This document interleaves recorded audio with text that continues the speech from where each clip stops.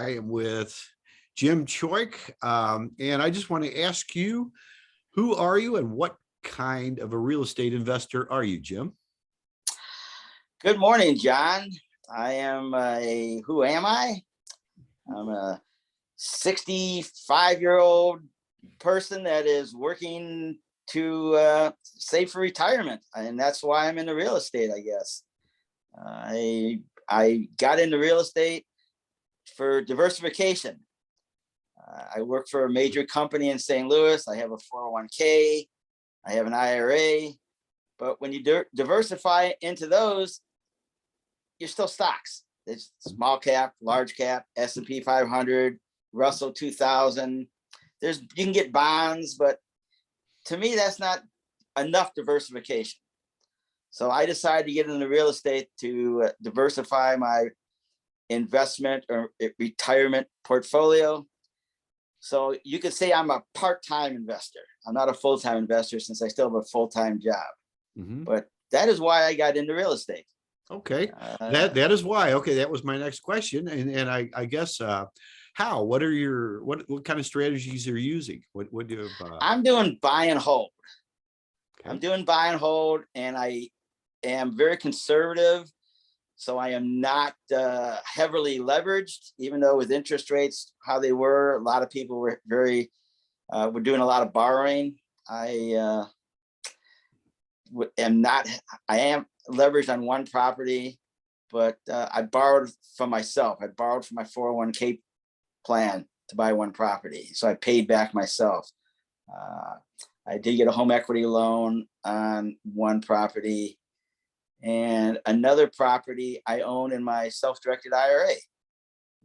So I don't know if a lot of people know you can do that, but I will stress that's something people should look into. That's a great strategy, Jim, and I think you're absolutely right that a lot of people underutilize what they already have available to them, and a lot of times they just don't know. And I think maybe some of the education that's out there, some of the real estate groups and things, they do offer a lot of things like that. And have you taken any kind of extra education like that? And Yes, how did you actually get into that? Yeah, I have. If you're talking specifically for investing from your IRA, there's a gentleman named Dykes Bodiford who's got a website called assets101.com. And he has education and classes on using your self-directed IRA. And I went down to Atlanta, Georgia a few years ago and took that. And I've also done a lot of independent study, I guess you can call it. A lot of the self-directed IRA custodians, like Equity Trust, Quest, and some other ones, have a lot of good education on their websites. And I tell people that they really need to look at that. I'm not going to recommend a specific custodian, but a self-directed IRA custodian is something different than Wells Fargo, Charles Schwab, things like that. Those type of IRA custodians are going to push stocks and bonds because that's all they know. And that's kind of what people think when they think of IRAs. But the IRS, and I'm not a lawyer, I'm not a tax professional, but my understanding is the way the tax law is written, the IRS tells you what you cannot invest in, not what you can invest in an IRA. Excuse me. And real estate is something that they do not say you cannot invest in. And so, yes, you can invest in real estate. And if you invest in a Roth IRA, then your monthly rent is all tax-free. Now, there's certain write-offs you can't take. But for me, I believe the advantages of getting tax-free rent basically into my Roth IRA is better than taking the tax write-offs in the long run. Everybody, as we say, has to do their own due diligence, do what's good, right for you, but it's something to look into. And so I own one property in a Roth IRA, and there's certain restrictions, but as far as I'm concerned, it's almost a no-brainer, especially if you want to diversify out of stocks. Mhm. That's such great points, Jim, because a lot of people don't even know what they have and what they can work with. I know we've talked before, and you also are a big note proponent too, and that's something you don't just make up, but you obviously learn that. And is that something that you actually participate in right now? Is note investing? Yeah, not as much as I'd like to. I hopefully will retire in next year, and it will give me more time to do things like that. But note investing, and I don't want to spend a lot of time on it, but a lot of people don't realize that, and you can do note investing in your IRA too. Mhm. But note investing is basically, you're the bank. You hold a promissory note backed by a mortgage, Mhm. and there's non-performing notes and performing notes. But if you hold a performing note, you get a monthly payment, as we call mailbox money, Mhm. just like you were if you were a landlord, but you don't have the landlord problems. Mhm. You don't have to fix the air conditioner because you're the bank. And as I think you have said, you don't call the bank to fix the air conditioner or fix a hole in the roof. Mhm. So that is something, that's another thing. I think people don't realize how many different, I don't know what word I'm looking for, strategies or whatever you can do in real estate. Real estate's not just rehabbing, it's not just rental housing. There's a lot of other things like wholesaling, notes. There's a lot of things. Mhm. And that's one thing that I like to stress to new people I talk to is join a local REIA, Mhm. and you get exposed to these things. Because I've talked to people at our REIA and they say, well, I think I want to get into wholesaling. And I say, why? Well, I hear it's easy, or I hear this, I hear that. Mhm. And you start talking to them about certain things, they go, I never thought of that. I never thought of this. Mhm. So you talked about getting education, and I know you have taken a lot of classes. I've taken classes. We both spent some money on classes, but I think a local REIA is still your best investment for you to go to network, to talk to other people. And if you do want to take classes, fine, but talk to the people in the REIA and say, hey, what classes have you taken? Which ones are good? Which ones did you think were a waste of money? Because there's both kinds out there. Mhm. And it's just a no-brainer as far as I'm concerned. Join your local REIA. There's a lot of cities have more than one. Pick one, pick two, whatever you're comfortable with, whatever you have time for. But network, Mhm. and network as much as you can, meet as many people as you can. And like I keep saying, do your own due diligence. Just because somebody at your REIA tells you something doesn't mean it's going to work for you, doesn't mean it's right for you, but it's cheap, inexpensive education as far as I'm concerned. So Mhm. That's that's such a my, great point. The local groups, because they and to me anyway, and I know you kind of feel the same way, because you see what local people are doing in the areas, because you can take yeah. the national courses and they're all great. They will teach you a lot of things, but then when you have to micro manage the things in your own area, and then also the reason that the group, what is the group's motivation? That's something I've looked at over the years too. I know Mhm. you and I are both members of the STLREIA, which is nonprofit, and but there's nothing wrong with profit. Some of the other groups around there are profit, but look and see what their motivation is. Are they selling you the properties? They call them off market. Is it something, there's a reason they're off market? I mean, a lot of times, you're overpaying for something that you might be able to get on your own. Or are they just selling you a course every month? Now, there's nothing wrong with with profit, like I say, but then you have to do a little bit more vetting on that. Mhm. And the other point that was really important that you made here, Jim, is when people say they want to get into real estate investing, what specifically do they want to get it? You know, what do they want to do? Because there's wholesalers, there's buy and hold, there's landlords, there's just so many different things. There's notes. We kind of talked about that a little bit. I'm a big proponent of notes, which we won't get into much more of that, you know, right now today. But you know, as you know, and as a lot of people know, that I like that. I create a lot of my own notes, and that's what funds my, you know, my life most of the time anyway, right now. So I just, you know, there's so many different things, but the big thing is, like you said, to get educated, you know, and the education. It's fine to spend money, but see what you're spending the money for. I personally, and I know you have too, spent lots and lots of money on education. Some of it's well worth it, worth every penny, and some is not worth as much, you know. But then again, you got to see who you're learning from. Is it something they are doing, or is it something they're teaching on theory? There's a lot of people out there that teach on theory. Back with the last couple of years, there's a lot of online courses now, people you never heard of. A lot of them come and go just as quick as they come, they go.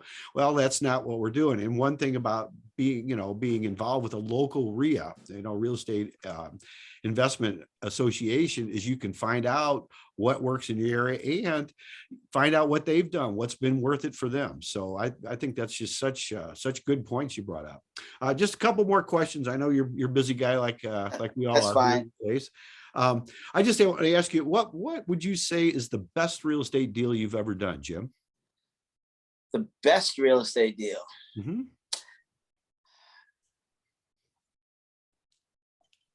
Probably, I bought a house in Spanish Lake, which is a suburb of St. Louis, for back when, you know, the market was depressed, for $37,000, and I still have it. Wow. I'm getting about $1,200 a month rent on it right now. Mm-hmm. And depending on what you look at, it's you know, Zillow, Realtor.com or whatever. I think the last time I looked, it was like $130,000. And it's a nice house, and it'd be a lot more than that if it was in a different neighborhood. Mm-hmm. But it's in a decent neighborhood in what we call North County here in St. Louis. Mm-hmm. And yeah, I paid $37,000 for it. Wow. So it was probably my best. Like I said, I'm getting about $1,200 a month rent in it right now. That's a great deal, Jim. Yeah, 37,000. I'd buy that house all day long. Oh yeah, but at the time though, you know, back in, I don't know when it was, the 2009, 2000, you know, 10. I don't remember exactly. I don't remember when I bought it. Mm-hmm. That you could buy houses for that much because the whole housing market kind of collapsed. And that's another reason why I don't like to be leveraged, because if something happened and the tenants moved out or the tenants don't pay, yeah, it hurts, but it doesn't hurt as much if I don't have mortgage payments to make. I can weather it. I can push through a while and survive. Than if I was highly leveraged and I had a house or two vacant or people in there not paying their rent, then I'd have some financial issues. Mm-hmm. So like I said, I'm kind of conservative in that way. And that's just something that I chose. And some people feel that they're going to borrow all the money they can and buy all the houses they can. And that's fine for them. But that's the risk you have when you're leveraged and you have to keep the houses rented. And another thing I want to say real quick is, this way, if I have a house that's free and clear, I don't have to pick the first renter or the tenant that comes. If the house is vacant and somebody comes with the money, I can still do a very thorough vetting of them and turn them down just because they're just not right. And I'm not hurting, so I can be pickier in in selecting tenants, and I feel good about that. So that's just me. I like that too, because for a couple of things that you're saying here in your strategies, Jim, because if you don't if you, a bad tenant is worse than no tenant most of the time. Okay. In my experience, every time, but I mean, Great. just most of the time. And Yes. and the other thing is not leveraging yourself. You know, there's so many people now, and I still see these courses out there. They're teaching the BRRRR method, you know, the buy, rehab, rent, refinance, and then repeat. Well, that's all fine. You know, they take out maybe 70% of what the new value is, the after repair Hmm. value, and all that based on their business. I thought I invented that method about 20 years ago. And I found out, no, it just wasn't called that. And then I found out that another RIA member's, her father almost lost his shirt because he did that back in the 80s and 90s. So Yep. that's just something to be real cautious of. I still have 2 properties right now that are just now getting back to what the market value is, where I could break even on them for what I owe. So Hmm. I'm with you 100%. I don't want to over leverage everything. A lot of people do tell you, borrow as much as you can, use the bank's money. That's all fine until you have 3 or 4 or 6 months where nobody's paying. Yep. Or you And have repair bills. You'll have to go in there because your house was empty, or you had the wrong tenants. They moved the guy in from out of jail or whatever. They stole the air conditioner. This stuff happens. You know how it goes. So yeah, I mean I mean, I'm not telling people not to do it. They mhm. just really need to look at the downside. And I choose not to be highly leveraged. Yep, I My agree with you 100%. That's a great point. I'm glad you brought that up, because people need to just know both sides of that, I believe. Yeah. So just a couple more questions. What do you think the worst real estate deal is you ever did? I know you're pretty conservative, though. You probably have more into Now education than a the lot of. worst one is I have a house, and I still have the house in Glendale, Missouri. Uh, I bought it on a short sale, so I got a really good deal for $60,000. Mhm. If you look it up at Zillow, it's worth 200 and something. It's not worth 200 something because it needs work. Uh, And of course, mhm. if you look at Zillow or Realtor.com, they don't know what the condition of the house is. Right. Uh, I'm not making any money on it through my monthly rents. I am going to make money on it when I sell the house. The tenant wants to buy it, but the tenant really doesn't have the credit right now. So I've been working with them in such that I've been waiting for him. And like I said, I'm not making any money. I'm not really losing any money, but it just, I'm waiting to sell it and make my money when I do sell it. And I've waited a long time for them to improve their credit, and they are improving their credits, and they are paying. They're up to date. So I could have sold it already and made a pretty good profit. Mhm. And I guess, and honestly, if that's my worst investment, then I guess I'm doing okay, because I'm not really losing any money on it right now. That's not bad, though. If that's the worst thing you've had, Yeah, you know, well, that's yeah. excellent. So Very good. I'm pretty conservative, and I have other people that help me. I think you even said in the past, have your team. Mhm. And I have a property manager, and I can talk to my property manager and say, hey, I see a property in this location. What do you think? And she'll tell me, no, you don't want that. That's a bad neighborhood, even though you can drive through it during the day and it looks fine. Mhm. I can't rent it. You're gonna have more problems. Don't you don't want to buy that. Now, if you want to go 3 miles south, then yeah. So there are people that know more than I do, and I will admit it. I don't, like I said, I'm a part-time investor. I don't know the market as well as some other people do. I don't know the market as well as, like I said, different neighborhoods, and also rent. Like my Spanish Lake house, when I first bought it, I was going to be happy charging $700, $750 a month rent. I thought I was doing great. So I found a property manager, and I was talking to them, and they said, oh, no. I can get you more than that. They got me $925. Yeah. Because they know the market. And I'm not saying that you have to use a property manager. I'm saying talk to people that know more than you do. Because I will admit, there's a lot of people out there that know more than I do. Mhm. I just know where to find them at. And that's another example of a RIA. Yep. you have people to bounce ideas off of. Yep, that's such a Especially from great new point. Yeah, investors. your team, and then yeah, the RIA. That's where you network and you meet people. Because yeah, I feel like you do too. I am not the smartest guy in the room because somebody else has already came across that. I mean, Yeah. we learn from our mistakes if we're if we're wise, but if we're brilliant, we learn from other people's mistakes. I mean, Yeah. because there's somebody else has already made it. I'll guarantee you. Just like we were Yep. kind of talking about the Burr method. If I would have been able to learn that 20 years ago, I wouldn't have these couple properties I do. But then again, that's kept me from doing that in the future because just like you said, I like to be, not over leveraged. I like to use some of my own money or just have it there. I don't like to use my own money, but I like to have it sitting there, Yeah. to where if I need it, I got it. So that's Yeah. a great point. So just one other thing, if you were to start over today, Jim, what would you do differently that you might want to share with somebody who might just be starting out, a new person? Ooh, I don't know. Let me think for a second. Do differently. Maybe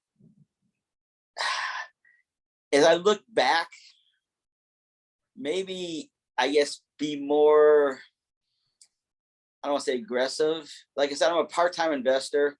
Mhm. And looking back, you see, boy, I could have got some really good deals years ago. And like the house I bought in Spanish Lake for $37,000. There was, I don't want to say a lot of them, but there was out there. Mm-hmm. And nowadays, I'm not saying you can't find a good deal, but the good deals are harder to find. Mm-hmm. So I guess if I had to say one thing I do differently, if I knew what the future was going to bring, is I might have invested in more properties at the time when there were good deals out there. And I guess I didn't realize how good of deals there were out there. Mm-hmm. And I'd have more properties. But I'm the kind of person, I don't look back Mm-hmm. and have regrets. I'm happy with what I got, but yeah, I could have invested in more properties at a really good, price if I would have known what the market was going to do. Mm-hmm. Well, I wish we had a real estate crystal ball sometimes too, because I would have done the same thing. But just if I kind of feel like if the deal makes sense at the time, you should just go ahead probably and just go with it. Because too many people what if things, and then you'll miss it. If you don't, every time you say no, you miss an opportunity. Even when you say yes, and things don't always go perfect, because they don't always go perfect, but you can make adjustments. And if you go in there and farm like you're talking about to begin with, I think you're better off. And I appreciate your time today, Jim. Is there if somebody wanted to know more or get in touch with you, is there any way you would like for them to get in touch with you in any way? I guess they can email me. Okay. I want to say one other thing first. Sure. We were talking about the different things in real estate, like wholesaling and rehabbing and fix and flip. I'm just going to say, in my opinion, your end goal should be what you call mailbox money, either buy and hold or notes. And wholesaling and fix and flip and things like that are great to get some cash so you can buy notes or buy and hold property. But I look at rehabbing and wholesaling as work. Mm-hmm. And when I mean as work, when you stop doing it, the money stops. Mm-hmm. So I understand how you got to do that to make money, but in your long-term goals, you want like I keep saying, mailbox money. You want the monthly checks coming in that, are keep coming, where you and I know just sitting here right now, our houses and our property are working for us. Mm-hmm. And wholesaling and rehabbing are great, but just remember, when you stop doing that, the money stops. So you have to have an end game. Mm-hmm. And for me, I'd say buy and hold notes are a good end game, and something that people should consider, so they get the monthly income coming in. I agree with you 100%. That's something, it's so important because I know a lot of people get into real estate because they have no money, and wholesaling is fine, and rehabbing and all that's great for some quick money. But as soon as you stop, like you say, it's like a job, you're done. You Your don't. money, once you pay your taxes and your money's spent, it's gone. But I agree with you 100% is I look at the long term. What are you doing this for? Like Yeah. right now we can take off this weekend and we still have the money coming in to support either our lifestyle or just take care of the bills. I mean, there's Yeah. a lot of things that go with that. And I agree with you. The money, the way I know, and you're probably similar, but the way I have it set up, money should come in long after I'm long gone. And that's my ultimate goal, is I don't run out of money before I run out of my time, so. That's probably a very good goal. Very good goal. So, okay. Well, I appreciate your time very much, Jim. Is there an Okay. email address you would like to leave? Sure. I'll give Jim.Choyke, CHOYKE @gmail.com is fine. And Okay. I get a lot of emails, so put something in the subject line that's going to catch my attention, like real estate podcast or something like that. Yep. Otherwise, it may get lost and I may not see it. Yeah, you're probably like me. I probably get 200 emails a day right now, and Yeah. it's really hard to sift, sort, and separate them all. So. Yeah, and So. I can't guarantee how quickly I'll respond, but I'll try to respond to as many as I can. All good, Jim. I appreciate your help very much, and I know this will be very helpful for a lot of people, whether they're starting out or, seasoned investors. I mean, we can all learn stuff from each other, and because together we all grow together, we can all get what we really want. So I appreciate your time very much, and we'll see you soon. Okay, John, nice talking to you. Thank you very much. All right, thanks.